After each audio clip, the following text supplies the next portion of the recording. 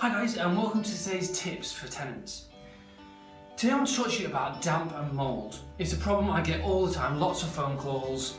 Oh, there's black mould on the ceilings, black mould in the corner, behind furniture. It happens all the time, and there's lots of things you can do to avoid this happening when you move into a new property.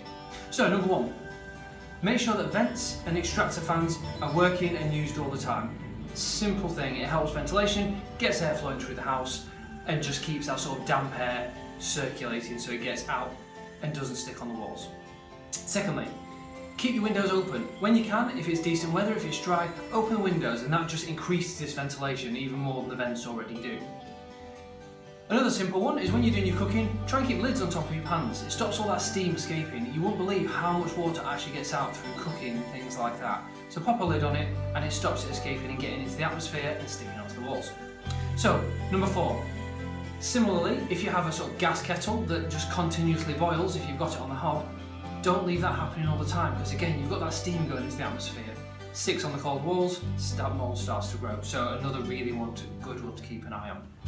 So number 5, one that I really try and push to all our tenants, try as hard as you can not to dry your clothes inside. All that water that's in your clothes, it has to go somewhere, and what it's going to do, it's going to stick on those walls, mould's going to get on it, and then it will just spread really quickly, especially if you continue to dry them. I know it's not always easy to get it outside if it's raining, especially in Lancaster, but when you can, get it outside so all that wet, damp moisture gets out into the atmosphere rather than into your house. One that people don't often think of is your heating. Putting your heating on does help, and instead of having it on in short, high bursts, have it on a sort of low temperature throughout the day. The warm air circulates in the house, pushes the cold air out, and helps dry out the air so it doesn't stick on the walls. If you ever do see condensation, such as on the windows, anywhere you possibly could see it, wipe it off where you can. It just stops it sticking on there, and there's nothing for the mould to stick to and start to grow on. Really useful. Finally, when you can, instead of shutting doors behind you, which you're always taught to do, inside, keep your internal doors open, and again that just allows that flow of air through the windows, through the vents and all the other things that you've opened to let that air out.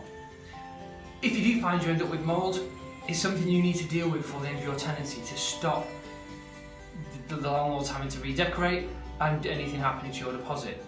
What I use at home, because I've had problems as well, is get some fungicidal wash you get from Wickes, Wilkinson's, places like that. Wipe off the mould, clean it off and then paint over it. If you paint straight over mould, it'll come through and it'll just carry on with the same problems. What you need to do is kill it, then paint over it, and then at the end of your tenancy everything should be okay. If you are going to paint, make sure that you ask your landlord's permission first, just to make sure they're okay with that, and keep it as similar, if not the same colour, as you possibly can. If you've got any questions, give me a shout. It's josh@jdg.co.uk. I'll try and help wherever I can. It's something I've experienced myself and managed to get over, so I really would love to help if I can to help protect your deposits. Thank you very much.